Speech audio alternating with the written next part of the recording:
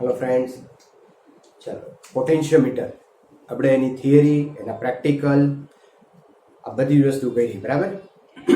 હવે પોટેન્શિયોમીટર ઉપરના જે પ્રોબ્લેમ્સ છે, જે ડબલી નીટ માટે થોડાક આપણને ઇમ્પોર્ટન્સ હોય, એવા ઉપયોગી હોય એવા પ્રોબ્લેમ આજે આપણે લેક્ચરની અંદર કરવાના છે. મિત્રો, લગભગ પોટેન્શિયોમીટરના જે પ્રોબ્લેમ છે એની અંદર જો તમારી થિયરી કન્સેપ્ટ ક્લિયર હોય તો પોટેન્શિયોમીટરના પ્રોબ્લેમ્સ છે એ તમે 2 થી 3 સ્ટેપ, વિધિન 4 સ્ટેપની અંદર એને કમ્પ્લીટ કરી શકો. એટલા સરળ અને ઇઝી હોય છે. अच्छा મિત્રો, અહીંયા એક પોટેન્શિયોમીટરની આપણે જે ફિગર મેં અહીંયા એ ડ્રો કરી છે કે જે દાખલાઓ માટે ઉપયોગી હોય.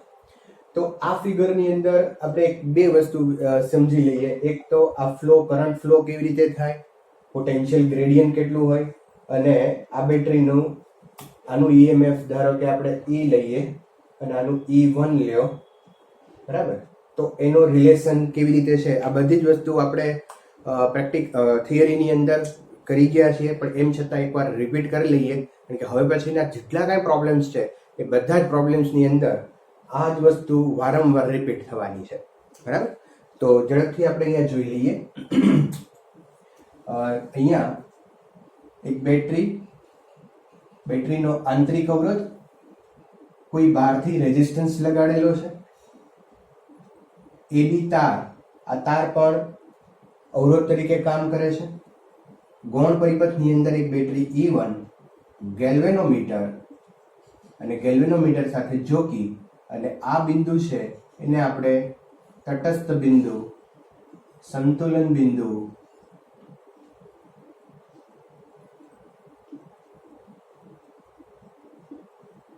નલ પોઈન્ટ, આ રીતે એને નામ આપેલા છે.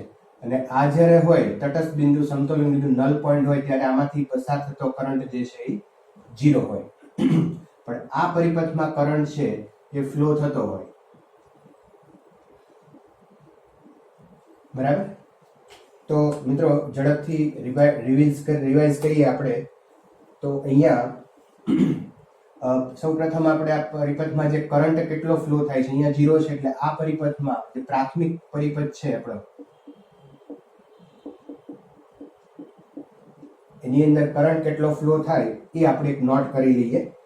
તો I ઇઝ ઇક્વલ ટુ, અહીંયા નોટ કરશું, I is equal two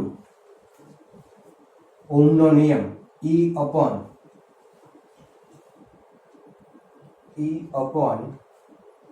small r, એબી તારનો અવરોધ, અને આ ત્રણે ત્રણ શ્રેણીમાં છે, અને શ્રેણીમાં હોય તો એનો સરવાળો થાય R પ્લસ એબી તારનો અવરોધ, RAB plus resistance R. RAB આપણે L રો થી પણ એને વ્યાખ્યાયિત કરેલો છે, એકમ લંબાઈ દીઠ અવરોધ L. તો અહીંયા આ એબી તારનો અવરોધ, એકમ લંબાઈ દીઠ અવરોધ રો, તો એબી તારનો અવરોધ L રો થાય. પણ અત્યારે હું RAB લખું છું, એટલે આ AB આની અવેજીમાં ક્યારેક આમ પણ લખવું પડે આપણે, આપણે થિયરીમાં કામ કરેલું છે. તો આ પરિપથમાંથી પાસ થતો કરંટ જે છે એ આટલો હશે, બરાબર. અચ્છા, બીજું મિત્રો, અહીંયા પોટેન્શિયલ ગ્રેડિયન્ટ આપણે જોઈએ. તો પોટેન્શિયલ ગ્રેડિયન્ટની ડેફિનેશન સીધી લઈએ તો potential gradient phi is equal two V upon L, અને આપણે પોટેન્શિયલ ગ્રેડિયન્ટ કહીએ છીએ, બરાબર. અને V is equal two IR લઈએ. V એટલે ધારો કે અત્યારે આપણે આ AB છેડા વચ્ચેનો પોટેન્શિયલ લઈએ, V એટલે AB છેડા વચ્ચેનો પોટેન્શિયલ. તો V is equal two I into R, પણ R કોનો લેવાનો, AB તારનો, અને છેદમાં L. ઓકે, I ની વેલ્યુ આપણે અહીંયા મેળવેલી છે, તો એ આપણે નોટ કરી શકીએ અહીંયા. તો potential gradient phi is equal to V by L and V is equal to IR. ફરીવાર પોટેન્શિયલ જે છે એ હું AB તારનો લીધો છે મેં. પોટેન્શિયલ ગ્રેડિયન્ટ એટલે એકમ લંબાઈ દીઠ વિદ્યુત સ્થિતિમાનનો તફાવત. તો લંબાઈ આપણી આ L છે, તો એના જ બે છેડા વચ્ચેનો પોટેન્શિયલ લેશું. તો phi is equal to V by L or V is equal to IR. R એટલે આ પોટેન્શિયોમીટર તાર છે એનો અવરોધ અપોન L. ઓકે, અને લાસ્ટ એક ફોર્મ્યુલા આપણે લીધેલી કે જ્યારે અહીંયા I is equal to 0 હોય, આમાંથી પાસ થતો કરંટ 0 હોય ત્યારે A અને C વચ્ચે પોટેન્શિયલ કેટલો હોય તો બેટરીના EMF જેટલો હશે, અને એ EMF છે એ લંબાઈના સમપ્રમાણમાં હોય છે. તો એના માટે આપણે આ ફોર્મ્યુલા લીધેલી E1 is equal to, or પ્રપોઝનલ લખો તો L લખવું પડશે અને ઇક્વલ ટુ લખીએ તો phi into L. તો આ મેઇન 3 ફોર્મ્યુલા છે અને આ 3 ફોર્મ્યુલા ઉપરથી આપણે ઘણા બધા પ્રોબ્લેમ્સ છે એ સોલ્વ કરવાના છે. ઓકે, તો આ તમને ક્લિયર હશે. જો પોટેન્શિયોમીટરના લેક્ચર અને પ્રેક્ટિકલ ન જોયા હોય તો એકવાર ખાસ બધાને રિક્વેસ્ટ છે કે પહેલા એ જોઈ લેશો અને પછી જ આ બધું પ્રોબ્લેમ્સ છે ને સોલ્વ કરવાનો પ્રયત્ન કરવાનો છે. ઓકે, તો સ્ટાર્ટ કરીએ આપણે પોટેન્શિયોમીટરના problems depends on JEE NET. ચલો, ક્વેશ્ચન છે પોટેન્શિયોમીટરના પ્રયોગમાં અવલોકન કરવામાં આવે છે કે જ્યારે સેલ કોષના છેડાને ચોક્કસ લંબાઈના પોટેન્શિયોમીટર તારના બે છેડે જોડવામાં આવે છે ત્યારે ગેલ્વેનોમીટરમાંથી પ્રવાહ પસાર થતો નથી. હવે જ્યારે સેલને 2 ઓહ્મ અવરોધમાંથી શન્ટ કરવામાં આવે છે. મિત્રો, શન્ટ કરવું એટલે ખૂબ જ નાના મૂલ્યનો અવરોધ જોડવો. શન્ટ એનો અર્થ લઘુ અવરોધ એવો થાય. શન્ટ કરવામાં આવે છે ત્યારે સંતુલિત લંબાઈ ઘટીને અડધી થઈ જાય છે. તો કોષનો આંતરિક અવરોધ ગોતો. તો અહીંયા પ્રોબ્લેમ એકદમ સિમ્પલ છે કે જ્યારે પોટેન્શિયોમીટર શરૂઆતમાં તૈયાર કરવામાં આવે છે ત્યારે એની લંબાઈ જે છે એ L છે.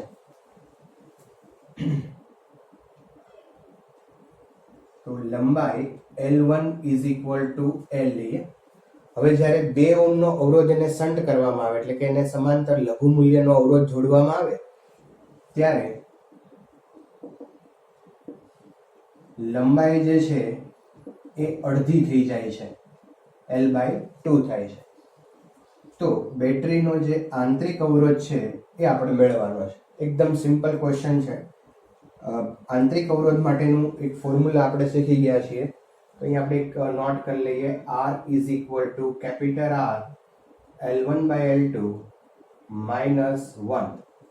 ઓકે, તો અહીંયા small r is equal to capital R આપણે આપેલો છે 2 ઓહ્મ. L1 ની જગ્યાએ લખશું L અપોન L2 ની જગ્યાએ લખશું L/2 minus 1. ચલો, L કેન્સલ થઈ જશે, આ 2 ઉપર જશે, 2 minus 1 is 1 into 2 2. તો એકદમ simple problem. R is equal to 2 ohm. બરાબર છે.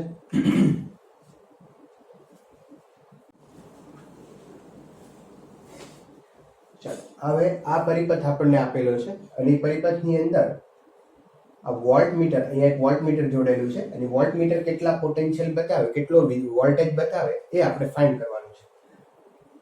તો એક વસ્તુ યાદ રાખશું, વોલ્ટમીટર આપણે આગળ ઉપર ભણવાનું આવશે. વોલ્ટમીટર જે છે એ બે છેડા વચ્ચેનો PD માપે છે. એટલે આ બે જે છેડા છે C અને B એની વચ્ચેનો વિદ્યુત સ્થિતિમાનનો તફાવત માપે. બરાબર, એટલે કે આપણે આ બે છેડા વચ્ચેનો પોટેન્શિયલ ડિફરન્સ ફાઇન્ડ કરવાનો છે. પોટેન્શિયલ ડિફરન્સ ફાઇન્ડ કરવો હોય તો આપણી પાસે ફોર્મ્યુલા છે E1 is equal to phi into L. Okay, તો લેન્થ અહીંયા તમે જુઓ તો લેન્થ આપણને આપેલી છે 60 સેન્ટીમીટર. તો હવે આ ફાઇન્ડ કરવાનું છે, અથવા તો આ બે સેમ જ છે, તો આપણે phi મેળવવો પડશે. વર્ક ફંક્શન phi મેળવવું પડશે. તો વર્ક ફંક્શન કેવી રીતે મેળવશો? હવે વર્ક ફંક્શન અહીંયા તમે આ ફોર્મ્યુલા યુઝ કરો. phi is equal to V/L, IR upon L, અને I ની જગ્યાએ આ વેલ્યુ મૂકો. તો એમાં એક કોઈ પ્રોબ્લેમ એ આવશે કે આ જે રેઝિસ્ટન્સ છે, રિઓસ્ટેટ અહીંયા જે જોડ્યો છે વધારાનો રેઝિસ્ટન્સ, એ રેઝિસ્ટન્સની વેલ્યુ નથી આપી. એટલે આપણે આ ફોર્મ્યુલાનો યુઝ કરી અને phi નહીં મેળવી શકીએ. સમજજો. તો phi મેળવવા માટે એક બીજી વસ્તુ આપણને આપેલી છે કે આ બે છેડા વચ્ચેનો વિદ્યુત સ્થિતિમાનનો તફાવત 4.8 વોલ્ટ છે અને એની લંબાઈ છે એ 40 છે. તો હું ફરી એકવાર આ જ ફોર્મ્યુલા યુઝ કરું. અહીંયા AC છેડા માટે, A અને C છેડા માટે V is equal to phi into L. ચાલો આ બે છેડા વચ્ચેનો પોટેન્શિયલ ડિફરન્સ આપ્યો છે 4.8. phi આપણે ફાઇન્ડ કરવાનો છે અને L લેન્થ આપી છે એની 40 સેન્ટીમીટર.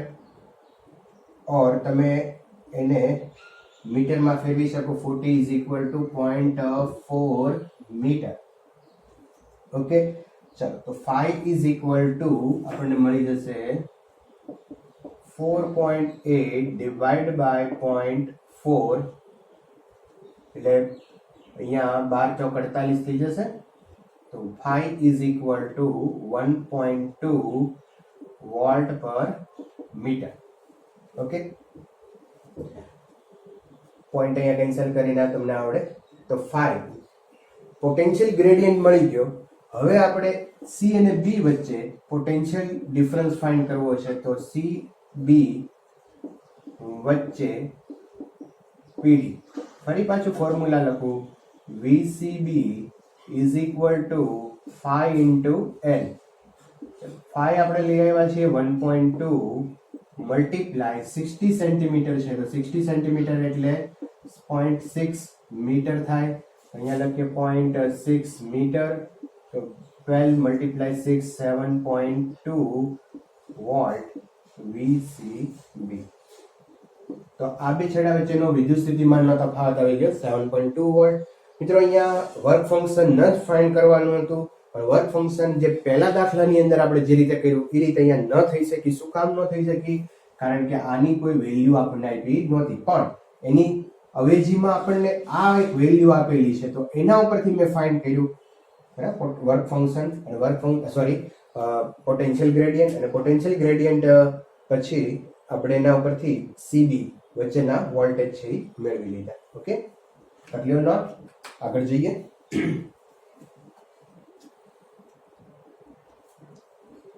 નેક્સ્ટ પ્રોબ્લેમ આપણે જોઈએ. અહીંયા 4 ઓહ્મનો અવરોધ, 5 મીટર લાંબો વાયર અને 5 ઓહ્મનો અવરોધ શ્રેણીમાં 10 વોલ્ટ EMF ધરાવતા કોષ સાથે શ્રેણીમાં જોડેલું છે.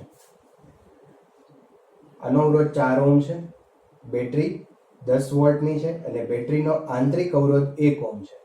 એટલે પોટેન્શિયોમીટર તાર છે એની લંબાઈ 5 મીટર છે અને એનો જે અવરોધ છે જેને આપણે RAB વડે બતાવીએ છીએ એ 5 ઓહ્મ છે. આ કોષનો આંતરિક અવરોધ 1 ઓહ્મ છે. બે એક સરખા કોષને સમાંતરમાં જોડતા 300 સેન્ટીમીટર પરિપથ સંતુલિત થાય છે. તો દરેક કોષનો EMF કેટલો હશે? તો અહીંયા આ જે પોઈન્ટ છે C એ 300 સેન્ટીમીટર પર સંતુલિત થાય છે. સંતુલિત થવું એનો અર્થ એમ થાય કે I is equal to 0. 300 centimetre એટલે 3 મીટર થશે. બરાબર છે? તો 300 સેન્ટીમીટર ઉપર સંતુલિત થાય તો દરેક કોષનો EMF આ આપણે ફાઇન્ડ કરવાનું છે. તો ફરી પાછું એ જ વસ્તુ આવી.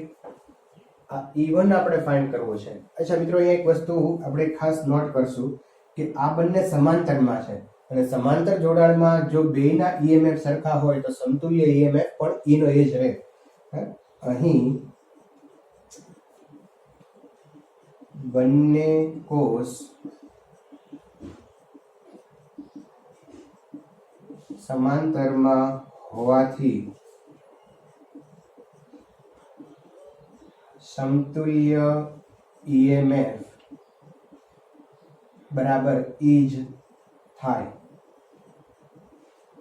સમાંતર જોડાણમાં EMF નું આપણે કંઈ કરતા નથી, બે સમાંતર છે એટલે બંનેના EMF એનું એ જ રહેશે. ઓકે, તો આ તો પ્રોબ્લેમ આપણો સોલ્વ થઈ ગયો. બે સમાંતર આપ્યા કન્ફ્યુઝ કરવા માટે છે, બીજો તો આનો કોઈ એવો પ્રોબ્લેમ આપણને ઊભો થયો એવું છે નહીં. બરાબર? ઓકે, હવે આનું EMF ફાઇન્ડ કરવું છે તો આપણી પાસે લેન્થ હોવી જોઈએ અને પોટેન્શિયલ ગ્રેડિયન્ટ હોવો જોઈએ. તો લેન્થ તો છે જ 3 મીટર. પોટેન્શિયલ ગ્રેડિયન્ટ જો હું આખા તાર માટે ફાઇન્ડ કરી લઉં તો પ્રોબ્લેમ સોલ્વ થઈ જાય. તો ચાલો પહેલું કામ આપણે કરીએ, પોટેન્શિયલ ગ્રેડિયન્ટ ફાઇન્ડ કરીએ. phi is equal to V by L.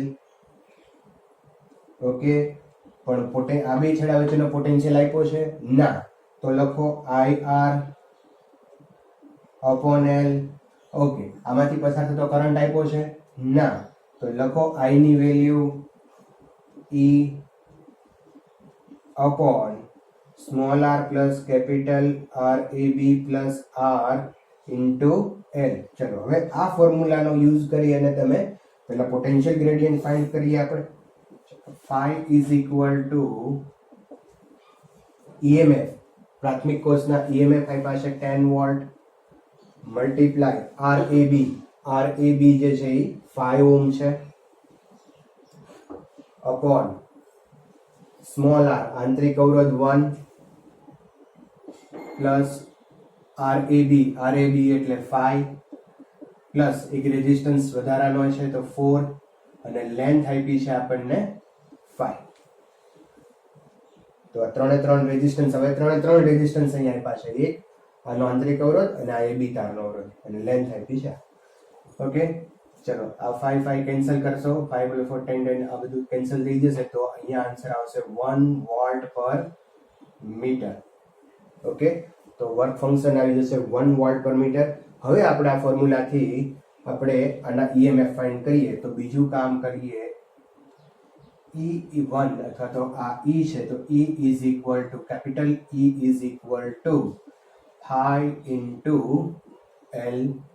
ચલો phi કેટલો લઈ આવ્યા છીએ 1 અને L જે છે એ 3 મીટર છે તો 3 is equal to E. then E is equal to 3 volt. તો આ બંનેના EMF કેટલા હશે 3 વોલ્ટ. ઓકે, કરી નોટ.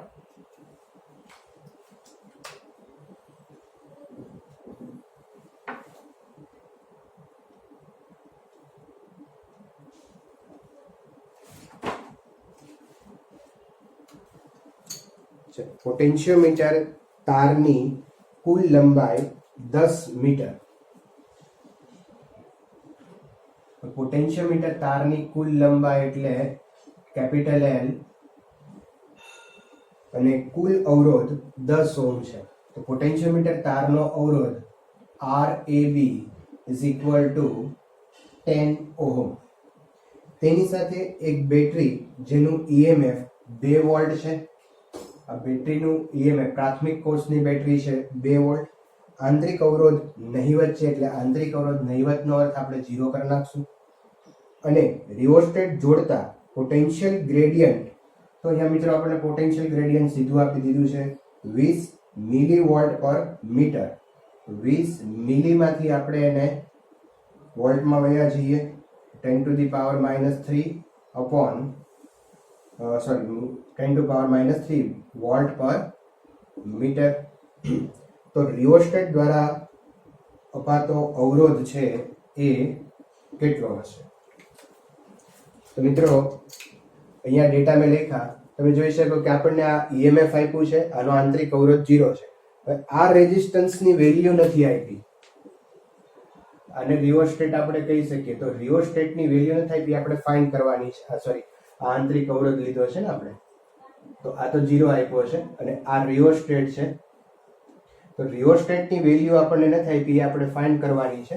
પણ આપણને બીજી કોઈ વસ્તુ આપી દીધેલી છે, જેમ કે પોટેન્શિયલ ગ્રેડિયન્ટ આપ્યો છે, બરાબર. તો પોટેન્શિયલ ગ્રેડિયન્ટ માટેનું આપણે ફોર્મ્યુલા યુઝ કરીએ. phi is equal to V upon L. V એટલે આ A અને B ટર્મિનલ વચ્ચેનો પોટેન્શિયલ ડિફરન્સ, બરાબર. પણ એ તો આપ્યો નથી એટલે આપણે ફરી પાછું શું મૂકવું પડશે? V ની જગ્યાએ મૂકશું I R. અચ્છા, I પણ આપણને આપ્યો નથી તો I ની જગ્યાએ મૂકશું આપણે E upon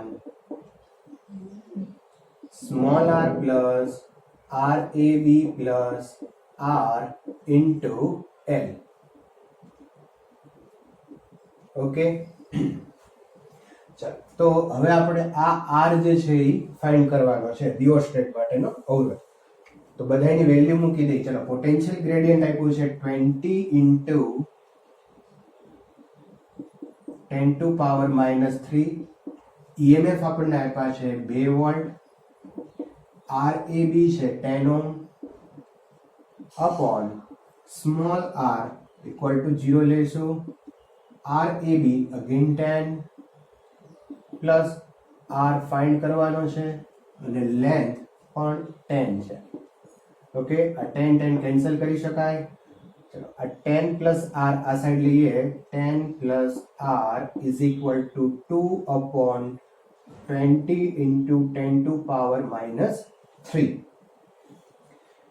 ચાલો આ 10 ટુ પાવર માઇનસ 3 ને તમે ઉપર લઈ લો એટલે પ્લસ થઈ જાય અપોન 20.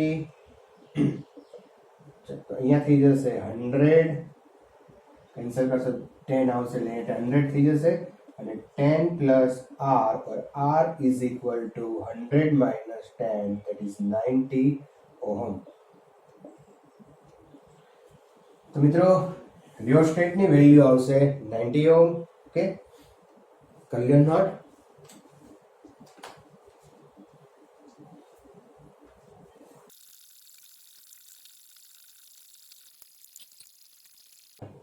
AIPMT 2010 એની અંદર એક પ્રોબ્લેમ પૂછાઈ ગયો છે કે આકૃતિમાં પોટેન્શિયોમીટરના જોડાણનો પરિપથ દર્શાવેલો છે. જ્યારે તાર પરની દ્વિમાર્ગી સ્વિચ બંધ કરવામાં આવે છે ત્યારે પોટેન્શિયોમીટર તારનો પોટેન્શિયલ ગ્રેડિયન્ટ કિલોવોલ્ટ પર સેન્ટીમીટર અને એમીટરનો સ્કેલ 1 એમ્પિયરનું માપ દર્શાવે છે. જ્યારે સ્વિચ ટર્મિનલને 1 અને 3 માં જોડતા તાર પર તટસ્થ બિંદુની લંબાઈ L1 અને L2 મળે છે તો પરિપથમાં અવરોધ R અને X નું મૂલ્ય અનુક્રમે ખાલી જગ્યા થાય. તો ફિગર જોતા એમ લાગે કે ઘણો તો હાર્ડ દાખલો છે, પણ કોઈ પ્રોબ્લેમ નથી આની અંદર. પોટેન્શિયલ ગ્રેડિયન્ટ તમને સીધો આપી દીધો છે. Potential gradient phi is equal two આપણને આપેલો છે કિલોવોલ્ટ પર સેન્ટીમીટર. કિલોવોલ્ટ પર સેન્ટીમીટર. phi અથવા તો આને આપણે સ્મોલ k વડે પણ બતાવી શકીએ. આપણા જે ઓપ્શનો છે એ આજે પીએમટીમાં જે પીએમટીમાં પ્રોબ્લેમ પૂછાય એના ઓપ્શનો જે છે એમાં પોટેન્શિયલ ગ્રેડિયન્ટ phi નથી લીધો, ત્યાં k લીધો છે. નો પ્રોબ્લેમ. ઓકે, તો અહીંયા પોટેન્શિયલ ગ્રેડિયન્ટ આપણને આપી દીધો કિલોવોલ્ટ પર સેન્ટીમીટર. હવે એમ કહે છે આ દ્વિમાર્ગી કળ છે. હવે પહેલા એવું કહે છે કે 1 અને 2 ને કનેક્ટ કરો ત્યારે તટસ્થ બિંદુ આપણને મળે છે અને પછી 1 અને 3 ને તટસ્થ કરવાના ત્યારે તટસ્થ બિંદુ મળે છે. સોરી, 1 અને 3 ને કનેક્ટ કરવાના ત્યારે તટસ્થ બિંદુ મળે છે. આ ગેલ્વેનોમીટર છે, બરાબર. તો આ R અને X ની વેલ્યુ ફાઇન્ડ કરવાની છે. હવે આ જે સેકન્ડરી સેલ જે કોષ છે, આ ગૌણ કોષ છે આપણો, એ ગૌણ પરિપથની અંદર મિત્રો આ એક એમીટર, બેટરી, સ્વિચ આવું બધું આપેલું છે. તો આ આપણે આનો કોઈ યુઝ જ નથી. જો આપણે R અને X આ વેલ્યુ ફાઇન્ડ કરવી હોય તો આપણે સિમ્પલ પોટેન્શિયોમીટર અથવા તો જે મીટર બ્રિજના સિદ્ધાંતો ભણ્યા હતા એ જ મુજબ આપણે અહીંયા કામ કરશું. આ ગૌણ પરિપથ, આ પરિપથમાં અહીંયા કરંટ જે છે, અહીંયાથી જે કરંટ છે એ તટસ્થ બિંદુ મળે ત્યારે 0 છે એટલે આપણે સીધા જ પોટેન્શિયોમીટરના સિદ્ધાંતો યુઝ કરશું. બરાબર. આ ગૌણ પરિપથને તમારે ધ્યાનમાં લેવાની જરૂર નથી. ગૌણ પરિપથ તો ત્યારે જ આવશે જ્યારે આંતરિક અવરોધ હોય. બરાબર. ઓકે, તો ચાલો પહેલું આપણે કામ કરીએ કે જ્યારે સ્વિચ 1 અને 2 હોય તો 1 અને 2 હશે ત્યારે આ એક જ રેઝિસ્ટન્સ જે છે એ સર્કિટમાં હશે. બરાબર. તો આ રેઝિસ્ટન્સ સર્કિટમાં હોય ત્યારે આ રેઝિસ્ટન્સની વેલ્યુ કેટલી થાય? E proportional to L. Metre બ્રિજનો સિદ્ધાંત થોડોક અહીંયા લાગુ પડી જાય. R proportional to L. પ્રોપોઝનાલિટી કાઢી નાખીએ તો R ઇઝ ઇક્વલ ટુ, અહીંયા એક કોન્સ્ટન્ટ મૂકી દઉં, KL 1.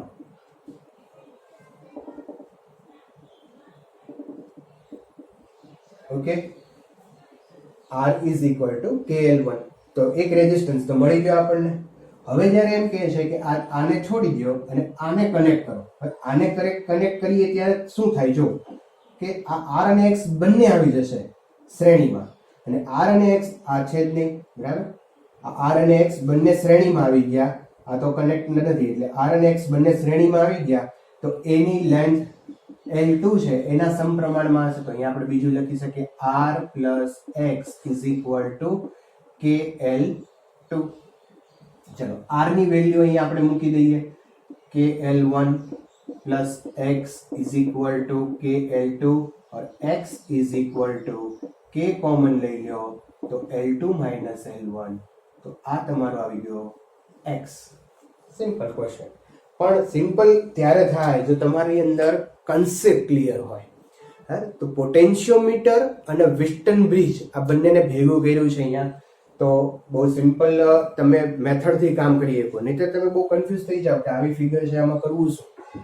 પણ પોટેન્શિયોમીટર અને મીટર બ્રિજને તમે કમ્બાઈન કરો, કારણ કે જ્યારે કોમ્પિટિટિવ એક્ઝામમાં જે દાખલા પૂછાય એ હાર્ડ પડતા હોય ને તો એની પાછળનું ઘણા બધા વિદ્યાર્થીઓના એક જ રિવ્યુ આવ્યા છે કે બે ચેપ્ટર જ્યારે ભેગા કરે, બે ચેપ્ટરના કન્સેપ્ટ ભેગા થાય, બે ટોપિકના કન્સેપ્ટ ભેગા થાય ત્યારે જ દાખલો હાર્ડ પડતો હોય છે. બાકી સિમ્પલ ફોર્મ્યુલા બેઝ હોય તો તમે બહુ ઇઝીલી કરી શકો, પણ જ્યારે બે પ્રોબ્લેમ, બે ટોપિક, બે ચેપ્ટર ભેગા થાય એવા પ્રોબ્લેમને ધ્યાન રાખવાના છે. તો એક એવો અહીંયા પ્રોબ્લેમ પૂછાણો. હજુ આપણે થોડા પ્રોબ્લેમ્સ લઈએ જે કોમ્પિટિટિવમાં પૂછાયેલા હોય, નોટ કરી લો.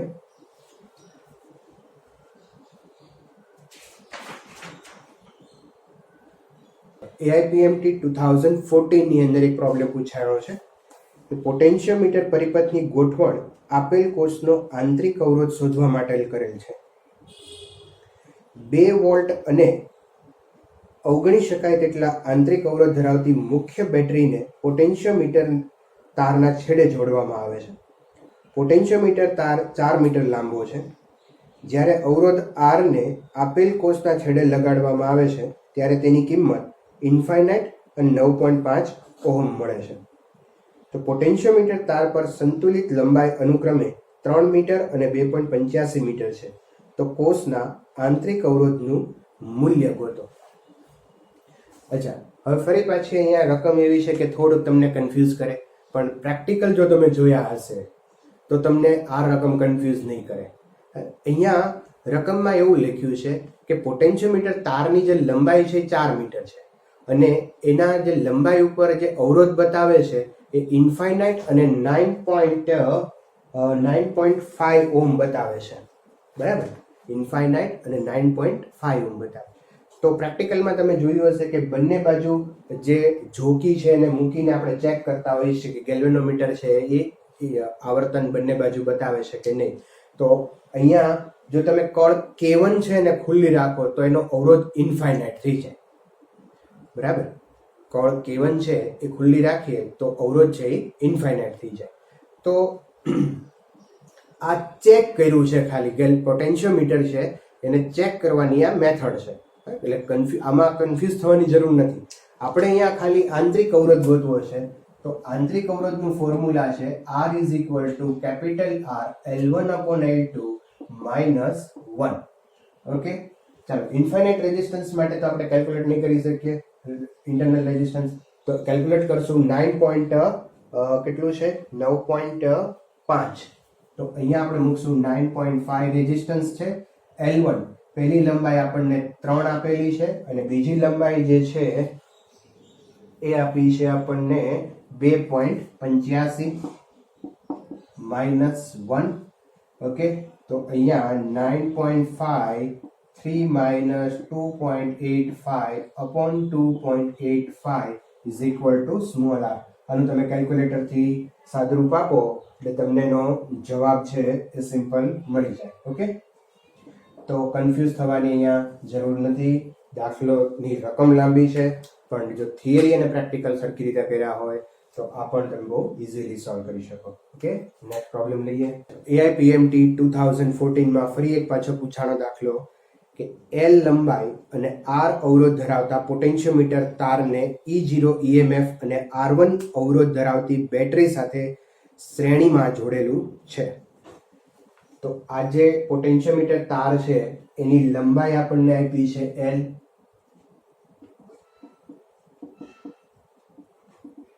AB તારની લંબાઈ L છે અને R અવરોધ ધરાવતા પોટેન્શિયોમીટર તારનો અવરોધ જેને આપણે આર એ બી કહીએ છીએ, સ્મોલ આર આપ્યો છે, અને E0 EMF, આનું EMF આપ્યું છે E0,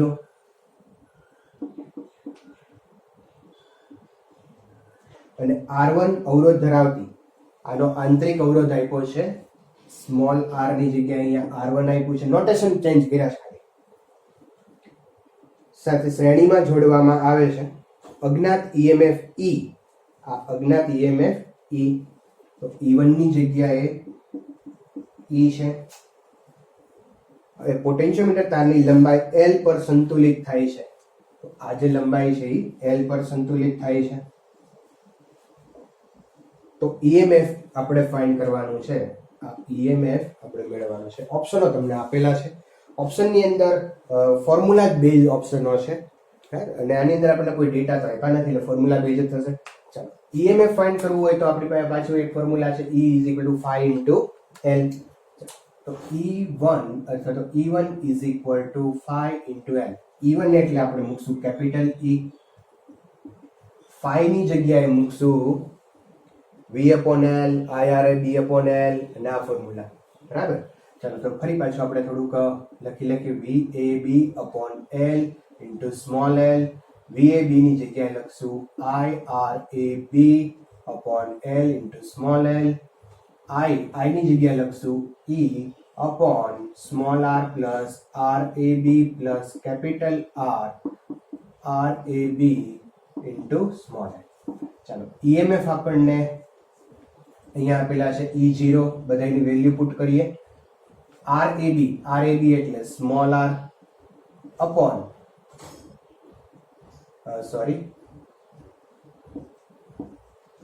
L નીચે આવશે ને કેપિટલ L. ઓકે, ચાલો, આંતરિક અવરોધ આપણને આપ્યો છે R1, RAB આપ્યો છે પ્લસ R, કેપિટલ R એટલે કેપિટલ R અહીંયા આપણને નથી આપ્યો, તો કેપિટલ R આપણે 0 લઈ લેશું, અને લેન્થ આપી છે L. તો આન્સર આવી જશે E0 small r L upon R1 plus R into L. તો આ આવી ગયું EMF.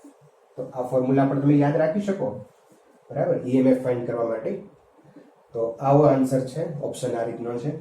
ઓકે, તો તમે જોઈ શકો અહીંયા જે મેથડથી આપણે દાખલા અગાઉ ગણ્યા એ જ મેથડનો 2014માં પૂછાઈ ગયો, પણ તમને આ બધું યાદ હોવું જોઈએ. ઓકે,